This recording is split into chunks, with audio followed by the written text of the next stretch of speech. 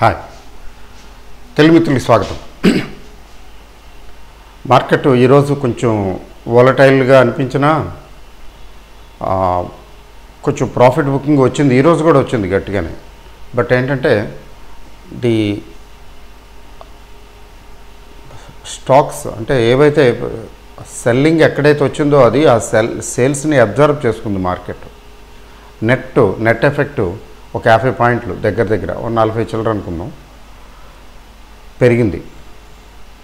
Opening అయితే starting అయితే నెగిటివ్లోనే ఉంది, గ్రాడ్యువల్గా ఫైనల్గా పికప్ అయింది ప్లస్ సైడ్. అంటే 15,850 లెవెల్స్కి వచ్చింది మళ్ళీ వన్స్ అగైన్.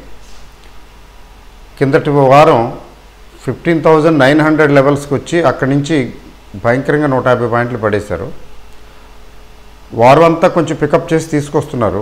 వారాంతానికి వీకెండ్కి వచ్చేటప్పటికి కొట్టేస్తున్నారు. It was happening. లాస్ట్ 2 వీక్స్లో జరిగింది అది. ఈసారి అంత పెరగలేదు. ఈరోజే వచ్చింది ప్రాఫిట్ సెల్లింగ్ అంటే ప్రాఫిట్ బుకింగ్. యాక్చువల్గా ఒక వీక్లీ సెటిల్మెంట్కి ముందు రోజు కొంచెం బయింగ్ వచ్చింది ఇంతకుముందు. ఈసారేమో సెల్లింగ్ వచ్చింది కానీ నెట్ ఎఫెక్ట్ బయింగే. బట్ రేపు కూడా గత 2 వారాల్లాగానే పడేస్తారా లేకపోతే మెయింటైన్ చేస్తారా పెంచుతారా ఎప్పటికప్పుడే. మనం 2 వారాలు అలా జరిగింది కాబట్టి 3వ వారం కూడా అలాగే జరుగుతుందని అట్లా ఒక ప్యాటర్న్ ఫాలో అవటానికి లేదు. ఎక్సెప్షనల్ కిందటి వారం అయితే ఎక్సెప్షనల్గా ఆప్షన్ చైన్కి బియాండ్ ఆప్షన్ చైన్ వెళ్ళిపోయింది. గబగబా సెల్లింగ్ వచ్చేసింది. సెల్లింగ్ వచ్చినప్పుడు మొత్తం అన్నీ లెగిసిపోయినాయి. జనరల్గా అలా జరిగింది. రేపు ఏం జరుగుతుందనేది మనం వెనుతెరపై చూడవలసిందే. అయితే ఏంటంటే ఆప్షన్ చైన్ వరకు తీసుకున్నట్లయితే ఆప్షన్ చైన్ ఏంటి పరిస్థితి అంటే మార్కెట్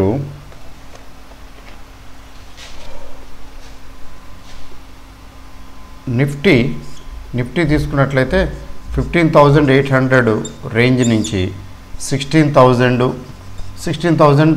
ఇక్కడ ఎక్సెప్షను 15,700 ఎక్సెప్షనల్ కేసెస్ రావచ్చు. ఇక్కడ ఏంటంటే 16,100 ఎక్సెప్షన్స్. ఇది ఈ రేంజ్. అయితే 15,900 దగ్గర మ్యాక్సిమం పెయిన్ ఉండే అవకాశం ఉంది. సో ఇక్కడ కనబడుతున్నది this works well in normal situations. కొంచెం అబ్నార్మల్గా ఏదైనా ఎక్సెప్షనల్ కేసెస్లో ఏంటంటే ఇటు కానీ అటు కానీ వెళ్ళిపోతుంది. తర్వాత బ్యాంక్ నిఫ్టీ తీసుకున్నట్లయితే ఇది 35,500 36,000. ఎక్సెప్షన్స్ ఇటు ఒక 200 వేసుకోండి. ఎక్సెప్షన్ ఇటు ఒక 200 వేసుకోండి. 35,300 దాకా వెళ్ళొచ్చు.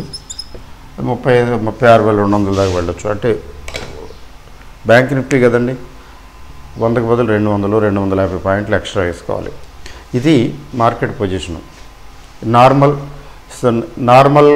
ట్రేడ్ నార్మల్గా జరిగే నార్మల్ ట్రేడింగ్ సిచ్యువేషన్లో ఇది జరుగుతుంది. ఎక్సెప్షన్స్ అయితే కొంచెం అటుగాని ఇటుగాని వెళుతుంది అంతే. అయితే ఎన్నాళ్ళుగానో ఎదురు చూస్తున్న 16,000 వస్తుందా, ఎప్పుడు వస్తుంది అది మనం వేచి చూడవలసిందే. ఎప్పుడు వస్తుంది ఎనీ టైం కదా. ఎందుకంటే 15,850 అంటే ఎంత దూరంలో ఉంది 16,000. ఇలా దగ్గరికి చాలాసార్లు వచ్చింది. 4 టైమ్స్ వచ్చింది ఇప్పటికి. ఇంకా 5th టైం రాలేదు. యాక్చువల్గా ఇవాళ 900 దాకా వెళ్ళడం లేదు. ఇంకొక విశేషం ఏంటంటే 1,300 కోట్లకి పైగా ఎఫ్ఐఐస్ అమ్మారు ఈరోజు. ఇక చక్కగా ఏమాత్రం పెరిగితే వాళ్ళు ప్రాఫిట్ బుకింగ్ రెడీ అయిపోతున్నారు. కొంచెం పెరిగినా ఏమాత్రం పెరిగినా రెడీ అయిపోతున్నారు.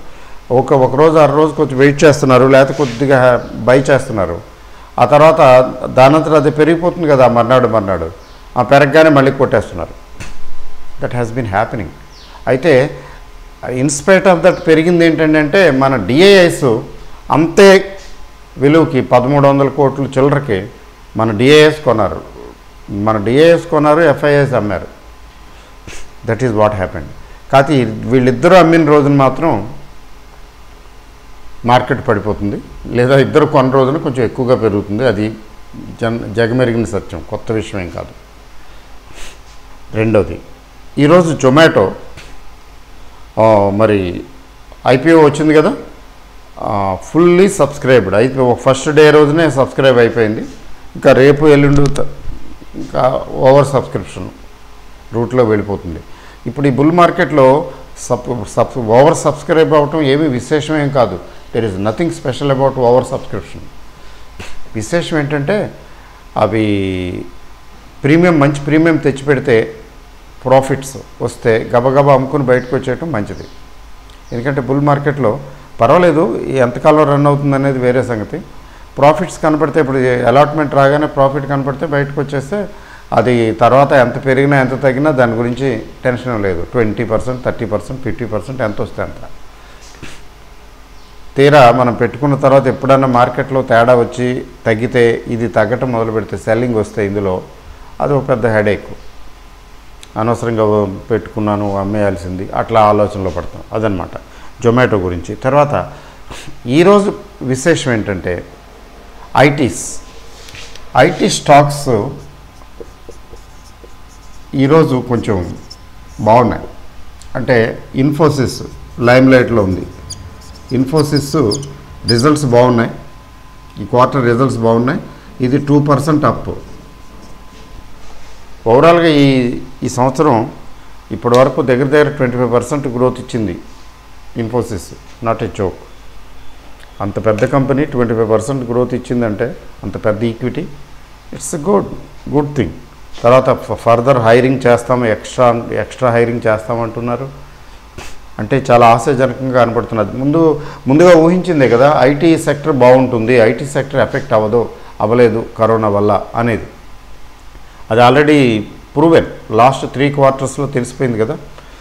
తర్వాత ఏంటంటే ఇన్ఫోసిసే కాకుండా విప్రో ఇంకా పెరిగింది. విప్రో, ఇన్ఫోసిస్ పెరిగాయి.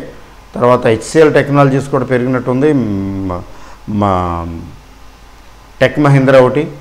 ఇట్లా మొత్తానికి ఐటీ ఈరోజు కొంచెం బాగా సేవ్ చేసింది. ఎందుకంటే మీకు ఇన్ఫోసిస్ ఈక్విటీ కూడా అంత చిన్న ఈక్విటీ ఏం కాదు.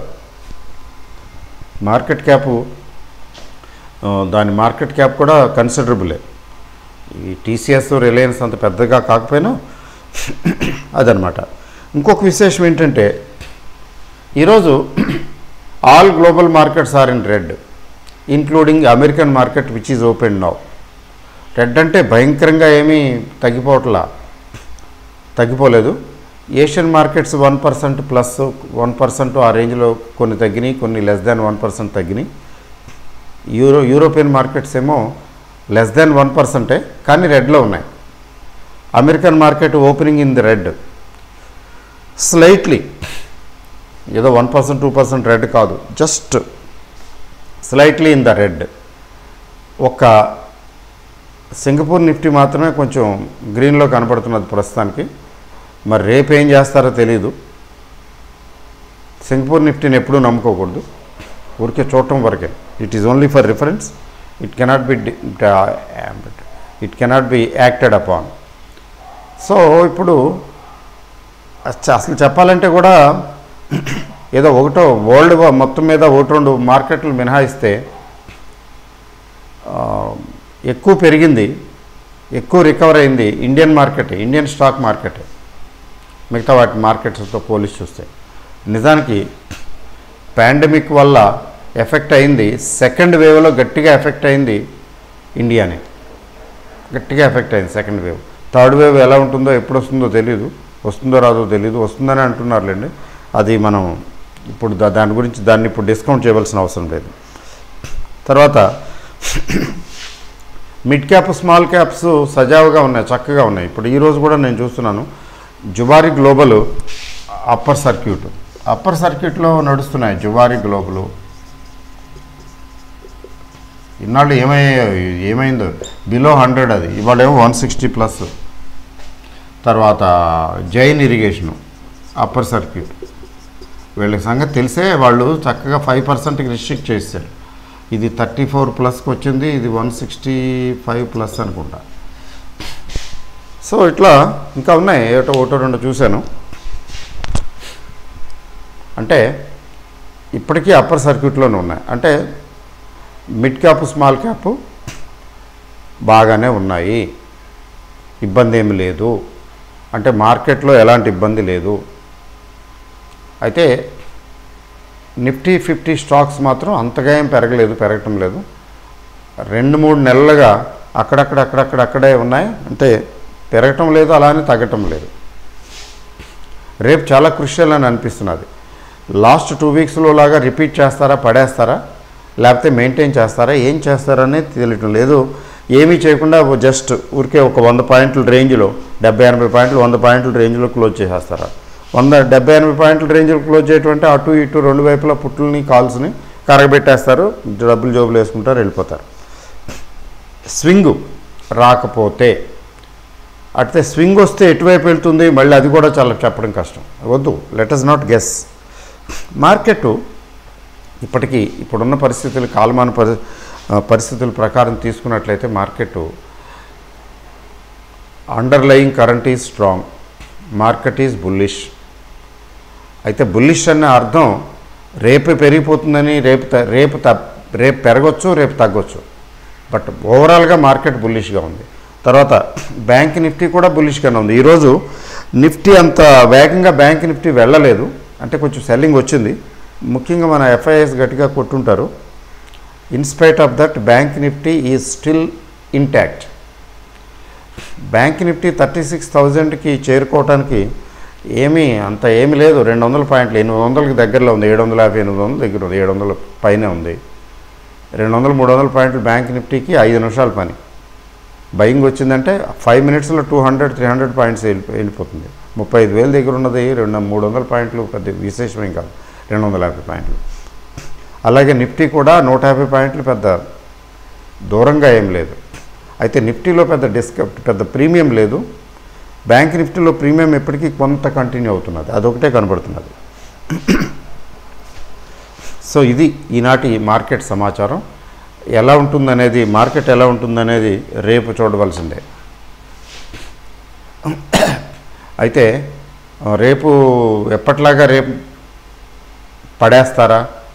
పడేస్తారని కానీ, లేదు రేపు లేపేస్తారు, పెంచేస్తారని కానీ సైట్స్ తీసుకుని ఒక మైండ్ సెట్ డెవలప్ చేసుకుని ట్రేడ్ చేయకూడదు. చూద్దాం ఎలా ఉంటుందో అంతే. ఇవాళ సింగపూర్ నిఫ్టీ ప్లస్లో ఉంది, గ్రీన్లోనే ఉంది. అయినప్పటికీ కూడా రేపు గ్రీన్లో ఉండి అక్కడి నుంచి పెరిగిపోతుందా చూడాల్సిందే, లేదా మధ్యలో సెల్లింగ్ వస్తుందా, దట్ వీ డోంట్ నో. అట్లాంటి వాటిని గెస్ చేయకుండా